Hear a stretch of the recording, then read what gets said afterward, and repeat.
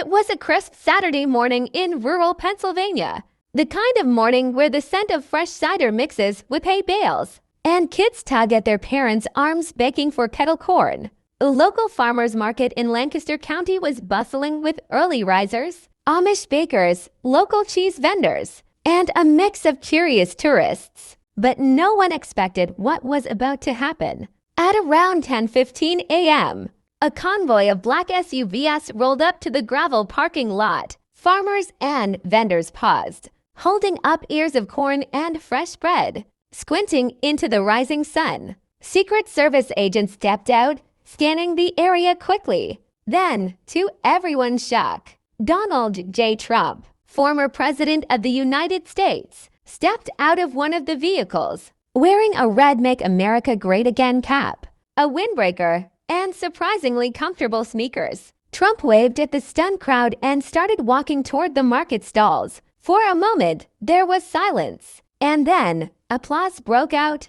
Some people cheered. Others just stood, phones shaking in their hands, capturing what felt like a surreal moment. Trump approached an elderly couple selling maple syrup.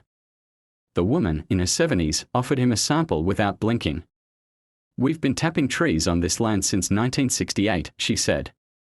Trump took a taste, smiled wide, and said, "That's the best syrup I've had in my life. Tremendous flavor." Then he spotted a young boy selling lemonade with a handwritten sign, 50 cents a cup. Trump walked over, asked for two, and handed the boy a $20 bill.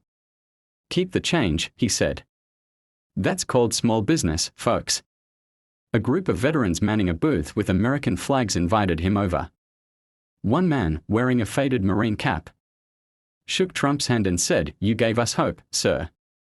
Trump looked him straight in the eye and said, "It was always about you, the American people." By this time, the market had stopped being just a market. It became a living moment, something people would tell their grandkids about.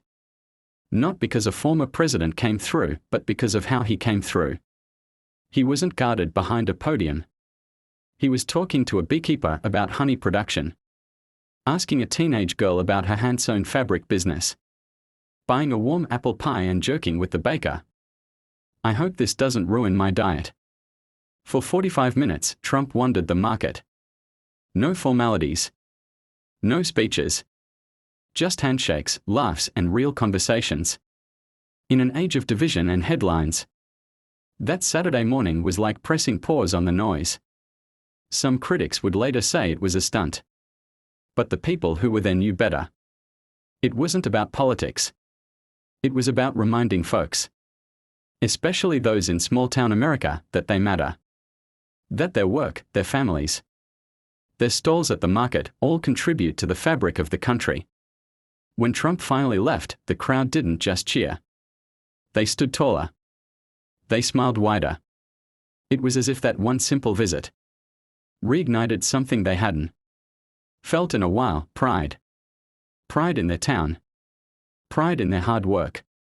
Pride in their country. And maybe, just maybe, a little more faith in the idea. Doesn't always have to come from behind a podium. Sometimes it just takes a walk through a farmer's market, a warm slice of pie, and a handshake that says, "You're not forgotten."